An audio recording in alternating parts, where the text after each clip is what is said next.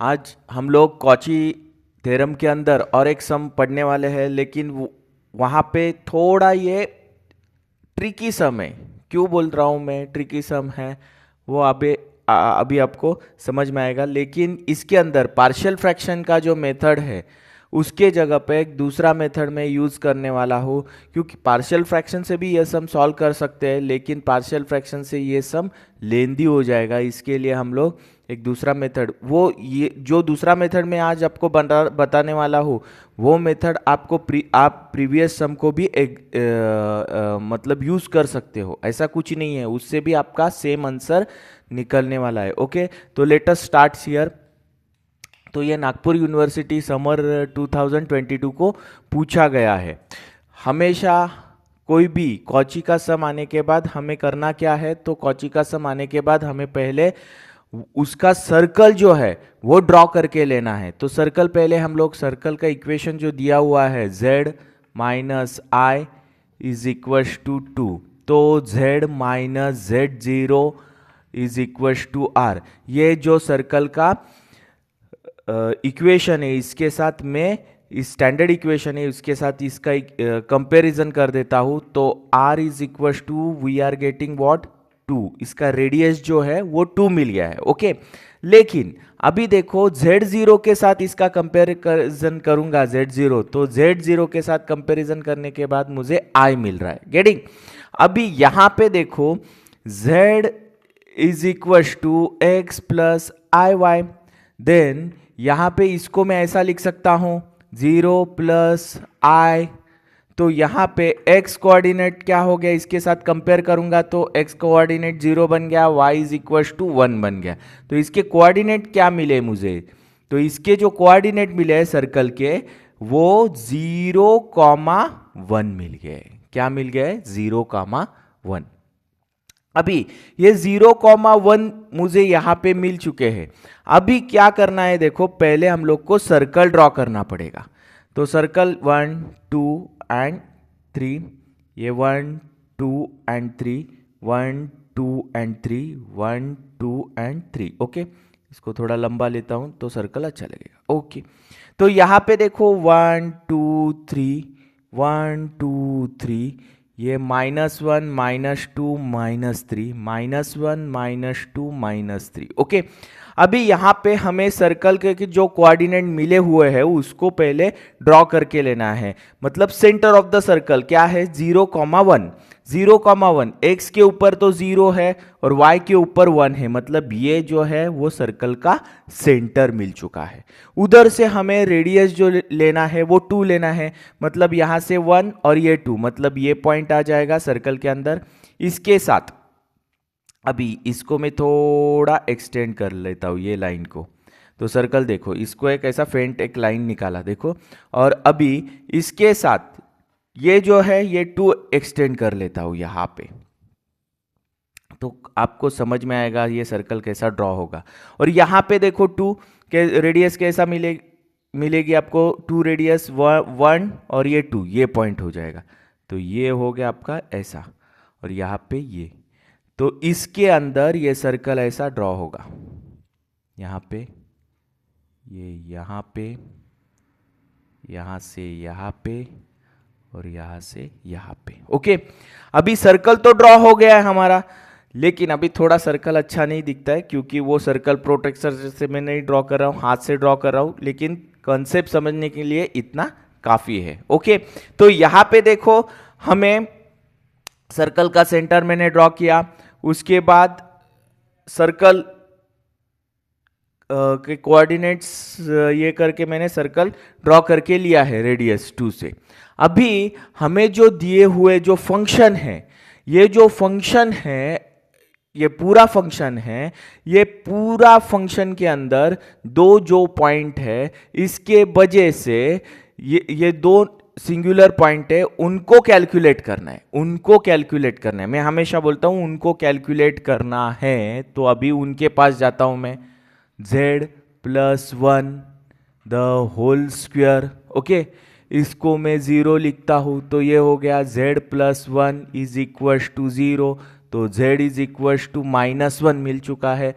तो इसके कोऑर्डिनेट क्या हो जाएगा, z is equal to -1 plus 0 आए तो ये इसके कोऑर्डिनेट मुझे क्या मिलेंगे, z इज इक्वल टू -1, 0 इसके कोऑर्डिनेट मिले।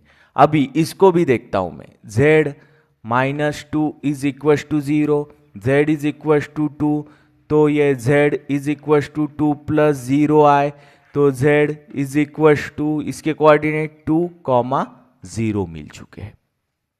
ओके, अभी इसको देखना है कि ये किधर, ये जो पॉइंट है, ये पॉइंट है, ये पर्टिकुलर पॉइंट 2, 0 मतलब x एक्सिस के ऊपर 2 और y एक्सिस के ऊपर 0 मतलब ये पॉइंट है। ये पॉइंट 2, 0 होता है, ये 2, 0 यहां पे लाइज हो रहा है। और दूसरा -1 एंड 0, -1 एंड 0 यहां पे देखो, ये -1 एंड 0 यहां पे लाइज हो रहा है, मतलब सर्कल के ऊपर लाइज हो रहा है, और ये सर्कल के बाहर लाइज हो रहा है। मतलब हमें कॉची इंटीग्रल फॉर्मूला ने क्या बताया है, अगर पॉइंट बाहर लाइज है, सर्कल के बाहर लाइज है, आउटसाइड द सर्कल बोलते हैं हम लोग उसको, तो बाहर लाइज है, उसको उस टाइम f ऑफ z जो है dz इंटीग्रल में, उसका इंटीग्रेशन क्या आएगा, 0 आएगा। सिंपली उसका इंटीग्रेशन 0 आने वाला है। लेकिन जो सर्कल के अंदर या सर्कल के ऊपर लाइज है, वो एनालिटिक फंक्शन के अंदर ये जो नॉन सिंगुलर पॉइंट है, उसके लिए हमें फॉर्मूला यूज करना पड़ेगा। कौन सा, कॉची इंटीग्रल फॉर्मूला। ओके, तो कॉची इंटीग्रल फॉर्मूला इसके पहले भी पढ़े हैं, लेकिन ये थोड़ा अलग वाला, ये हेल्प डेस्क के अंदर मैंने लिखा हुआ है। ये क्यों ऐसा आने वाला है ये भी बता देता हूं। वो पहले ही पहला जो फॉर्मूला है उसको भी रिलेट कर रहा है, कुछ अलग नहीं है, थोड़ा अलग है, वो भी बता देता हूं। ओके, तो अभी हम लोग जो बाय पार्ट्स वाला मेथड यूज कर रहे थे वो काफी डिफिकल्ट हो जाएगा, इसके लिए एक मेथड यूज कर रहा हूं। यहां पे देखो हमें करना क्या है, सिंपल। अभी यहां पे ये जो c है, ये हो गया आपका z -1 upon z +1 the whole square into z -2 into dz। Okay, अभी यहां पे हमें करना क्या है, यहां पे ये जो पार्ट है, हम लोग यहां पे पार्शियल फ्रैक्शन नहीं यूज करने वाले, इसलिए यहां पे मैं क्या कर रहा हूं, z -1 upon z -2 into dz upon z +1 the whole square. अभी देखो जो पार्ट, मतलब जिसके वजह से, जिस रूट के वजह से z -2 ये जो लाइज हो रहा है, ये आउटसाइड द सर्कल लाइज हो रहा है, उसे हम लोग ये ऊपर के जो फंक्शन है, ऊपर का f ऑफ z जो फंक्शन है उसके साथ लेके गए, उसके साथ लेके गए, और जो इनसाइड लाइज हो रहा है और द इनसाइड लाइज हो रहा है या सर्कल के ऊपर लाइज हो रहा है, उसको हम लोग ने नीचे रखा। या तो ऐसा मेथड आप यूज कर सकते हो, तो हमें पार्शियल फ्रैक्शन की जरूरत नहीं पड़ेगी, या पार्शियल फ्रैक्शन से सॉल्व कर सकते हो। ओके, लेकिन ये सम के अंदर थोड़ा पार्शियल फ्रैक्शन हमें लेंदी सम खींचेगा, ये इससे काफी आसान गिरेगा। ओके, तो यहां पे ये मेथड भी मैं आपको एक्सप्लेन करने जा रहा हूं। तो ये क्लियर हो गया कि क्यों हम इसको ऊपर लेके गए। तो हमारा जो फंक्शन है f ऑफ z, ये f ऑफ z जो है, ये z -1 अपॉन क्या हो गया, z -2 हो गया है, ये f ऑफ z मिला है हमें। ओके, अभी हमें करना क्या है, अभी हमें करना है ये फॉर्मूला, इसको अप्लाई करना है। किसको अप्लाई करना है, ये फॉर्मूला इसको अप्लाई करना है। इसके पहले वाले जो भी प्रॉब्लम हमने लिए हुए थे, उसके अंदर ऐसा रेस्ट नहीं आया हुआ था, कोई भी रेस्ट नहीं था, मतलब n नहीं क्रिएट हुआ था, सिंपल ऐसा था, z -1 रहेगा या z +3 रहेगा, ऐसा कुछ तो था नीचे डिनोमिनेटर के अंदर। लेकिन इसके अंदर पर्टिकुलरली क्या हो रहा है, डिनोमिनेटर के अंदर रेस्ट क्रिएट हो रहा है, जैसे कि यहाँ पे 2 क्रिएट हो गया, मतलब n आ गया, मतलब ये फॉर्म क्रिएट हो गया। अगर ये फॉर्म क्रिएट होता है तो ये फॉर्म आप ध्यान में रखेंगे तो आप ऐसा मतलब डिनोमिनेटर में ये फॉर्म अगर क्रिएट होता है तो आपको ये अप्लाई करना है, नहीं तो सिंपल वाला अपना फॉर्मूला यूज करना रहता है। तो यहाँ पे देखो इसके साथ ये हेल्प डेस्क के अंदर ये जो कॉची का फॉर्मूला दिया हुआ है वही मैं अभी यहाँ पे यूज कर रहा हूँ। तो यहाँ पे देखो हम लोग ने पार्शियल फ्रैक्शन मेथड नहीं यूज किया है इसके अंदर, तो यहाँ पे होने वाला है क्या है देखो 2 पाई आई हो जाएगा। ओके, अभी n आपका क्या है, n इसके साथ कंपेयर करो तो 2 माइनस 1 इंटू फैक्टोरियल है। उसके बाद f ऑफ यहाँ पे भी 2 माइनस 1 हो जाएगा, और ये a जो वैल्यू है ये आपका z है, z जरा अच्छे से लिखता हूं नहीं तो 2 ही दिखेगा आपको। ओके, z प्लस 1 है, सॉरी n माइनस 1 है, सॉरी ये हाँ n माइनस 1 है, n माइनस 1 है सॉरी, तो ये हो जाएगा 2 माइनस 1, 2 ही है वो, z नहीं है, 2 माइनस 1, और ये हो गया आपका 2 माइनस 1 यहाँ पे। अभी यहाँ पे f ऑफ a क्या है देखो, a अगर इसके साथ इसको कंपेयर कर लेंगे तो z माइनस a क्या है यहाँ पे, a देखो यहाँ पे हमारा a जो है वो बहुत इंपॉर्टेंट काम रोल करेगा, क्योंकि ये ऐसा लिखेंगे तो हमें पता चलेगा माइनस माइनस 1। इसको कंपेयर करो, अभी ये फॉर्म में आना मांगता है ना, तो ही जाके हम लोग ए पर पर्टिकुलर ले पाएंगे, क्योंकि बाहर माइनस साइन आना मांगता है लेकिन यहाँ पे नहीं आ रहा है। तो इसको ऐसा स्प्लिट अप करो तो आपको पता चलेगा कि ए की वैल्यू एक्चुअल क्या है। तो ए की वैल्यू -1 हो रही है यहाँ पे, तो ए की वैल्यू -1 हो रही है। अगर -1 नहीं लेते, इसके साथ 1 लेते तो आंसर गलत आ जाएगा। ये इस बराबर इसको कंपेयर करना है तो ही जाके परफेक्ट आ पाएगा। ओके, तो ये कैसा आया ए, ये आपको पता चला यहां से। अभी देखो 2 पाई आई ये हो गया 1 फैक्टोरियल। ओके, अभी ये एफ डैश, अभी इसका ये हो जाता है तो ये एक बार डिफरेंशिएशन करना, इसका मीनिंग होता है। ओके, अभी ये पहले यूज करने के पहले एक एफ डैश हो गया ना, मतलब एक बार डिफरेंशिएशन करना पड़ेगा। अगर यहां पे 3 रहते -1 तो यहां पे 2 बार डिफरेंशिएशन करना पड़ता था।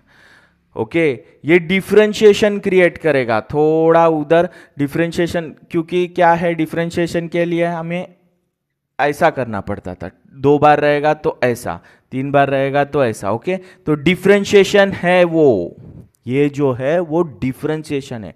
तो डिफरेंशिएशन के लिए हम लोग अलग से अब अलग से सॉल्व करेंगे। एफ ऑफ जेड क्या है हमारा, एफ ऑफ जेड ये है, तो F dash of Z create है ना यहाँ पे। अगर यहाँ पे 3 रहता तो क्या होता था, डबल डेरिवेटिव आता था, डबल डैश आता था। डबल डैश मतलब 2 बार डिफरेंशिएशन आता था। ओके, तो यहाँ पे एक ही बार डिफरेंशिएशन है, तो ये डिफरेंशिएशन हम लोग यहाँ पे निकाल के लेते हैं। तो ये हो जाएगा D by D Z into Z -1 upon Z -2। अभी यहां पे कौन सा डेरिवेटिव का, u अपॉन वी रूल हमें यूज करना पड़ेगा, u अपॉन वी रूल। तो u अपॉन वी रूल जो है क्वेश्चन रूल है, वो क्या कहता है, v वैसा ही रखो, du अपॉन डी एक्स करो, माइनस u वैसा ही रखो, dv अपॉन डी एक्स करो और v का स्क्वायर बोल दो। यही इसको अप्लाई कर देता हूं तो ये हो जाएगा z-2, इसका डेरिवेटिव आ जाएगा 1 - 0 माइनस इसका भी z -1 वैसा ही रखो, और इसका आ जाएगा 1 - 0। अभी z -2 का स्क्वायर कर दो, यहां पे आपको क्या मिलेगा देखो, ये हो गया आपका z -2 और ये हो गया आपका माइनस साइन है तो अंदर के साइन चेंज हो जाएंगे, z +1। ओके, तो यहाँ पे z चला गया और ये मिलेगा हमें minus z minus two the whole square. Okay, तो ये हमें मिल चुका है, क्या मिल चुका है, ये मिल चुका है -1 upon z minus two the whole square. Okay, ये f डैश ऑफ z हमें निकालना क्या है, f डैश ऑफ 1 निकालना है। तो यहां पे देखो f डैश ऑफ 1 मैं निकाल के लेता हूं, तो f डैश ऑफ 1 अगर मैं निकालता हूं तो -1 अपॉन ये f डैश ऑफ -1 निकालना है, सॉरी f डैश ऑफ -1, तो -1 यहां पे प्लेस करूंगा, -2 द होल स्क्वायर, तो ये हो गया -1 और ये हो गया अपने -3 द होल स्क्वायर, ये हो गया -1 अपॉन 3 का स्क्वायर हो जाएगा 9। गेटिंग? तो यहां पे मैं क्या लिख सकता हूं, 2 पाई आई, और ये 1 फैक्टोरियल तो 1 बन जाएगा, इसको लिखने की कुछ जरूरत नहीं है, और इसके जगह पे हो जाएगा -1 अपॉन 9 लिख दूंगा मैं। तो ये हो गया आपका -2 पाई आई अपॉन 9। ओके, 2 पाई आई अपॉन 9। तो सॉल्व करने में आपको कोई दिक्कत नहीं होगी, आपको यहाँ पे क्लियर करके रखा है पूरा। अगर आपको इसके अंदर, हाँ, आप इसका स्क्रीनशॉट ले सकते हो। ओके, और लॉन्ग स्टोरी शॉर्ट के अंदर मैं बता देता हूँ कि लॉन्ग स्टोरी शॉर्ट के अंदर मैं क्या बताता हूँ, बहुत इंपॉर्टेंट चीज़ है वो। पहले कभी भी सर्कल ड्रॉ करना है, जो भी सर्कल का इक्वेशन दिया है उससे सर्कल ड्रॉ करना है। उसके बाद जो डिनोमिनेटर को देखना है, जो फंक्शन दिया हुआ है उसके अंदर डिनोमिनेटर को देखना है, उसके जो पॉइंट्स है वो कैलकुलेट करने हैं, उसके कोऑर्डिनेट्स कैलकुलेट करने हैं, और हमारा जो डायग्राम रहेगा उसके अंदर वो लोकेट करने हैं। लोकेट करने के बाद आपको पता चलेगा कि वो सर्कल के ऊपर है, सर्कल के अंदर है, या सर्कल के बाहर है।